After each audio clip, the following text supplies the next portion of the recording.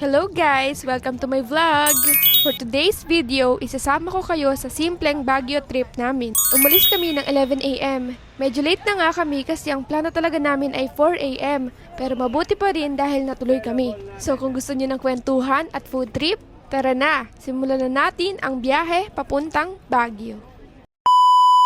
At ayan nga, nasa sasakyan na nga kami papuntang Baguio. Tanghali na nga pala kami umalis pero okay lang dahil hindi naman kami nagmamadali. Nasa expressway pa nga lang pala kami, ramdam mo na yung excitement kahit malayo pa ang biyahe namin. Pagkalabas pala namin ng expressway, nag-stop over muna kami sa 7-Eleven.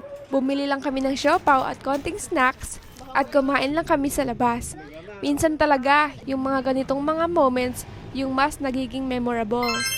Habang paakyat na kami ng Baguio, unti-unti nang nagbabago yung paligid.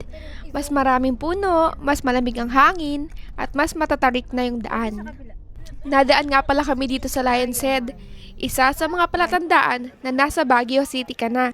Pagdating namin sa Baguio, nag-free check muna nga pala kami sa parking nitong kapatid kong si Danaya. Malamig ang simoy ng hangin ngayon dito kahit 3 PM pa lang. January 9 nga pala kami nagpunta. After that, naglakad na kami papuntang Burnham Park. Habang naglalakad-lakad kami sa Burnham Park, pansin namin na medyo marami pa rin tao. Pero kumpara siguro nung Burmans, hindi na ganun kadami. Siguro dahil may mga pasok at trabaho na din yung mga turista. Sila mami nga lang pala yung nagbike. Nagbike na rin kasi kami last time na pumunta kami dito. At dahil medyo marami rin talagang tao, nag-decide na lang kami na maglakad-lakad at maghanap ng pwedeng tambayan.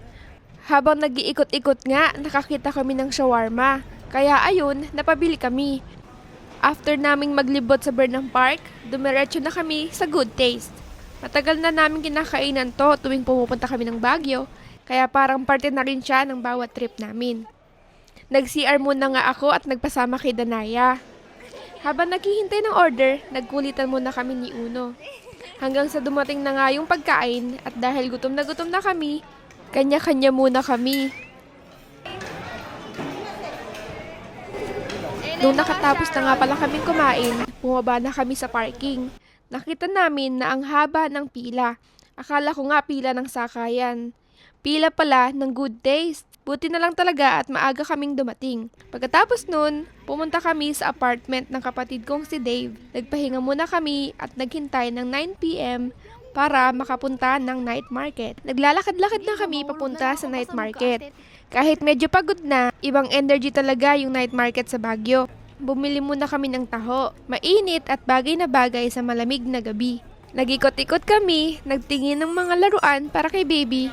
At syempre, hindi pwedeng mawala ang food trip. Kumain kami ng bituka, kwek-kwek, dried pusit na maraming sibuyas. Medyo maanghang nga kaya napainom ako ng tubig. Tinry ko din pala yung grilled balut. Okay lang siya, nothing special. Mas gusto ko pa rin talaga yung plain lang na balut. At dahil meron din kami nakitang beef enoki roll at samyang omelette with cheese, syempre, bumili din kami. Kinabukasan, kinain namin yung mga natirang takeout foods kagabi. Ang dami kasi talaga ng serving sa Good Taste. Siguradong magsisharon ka.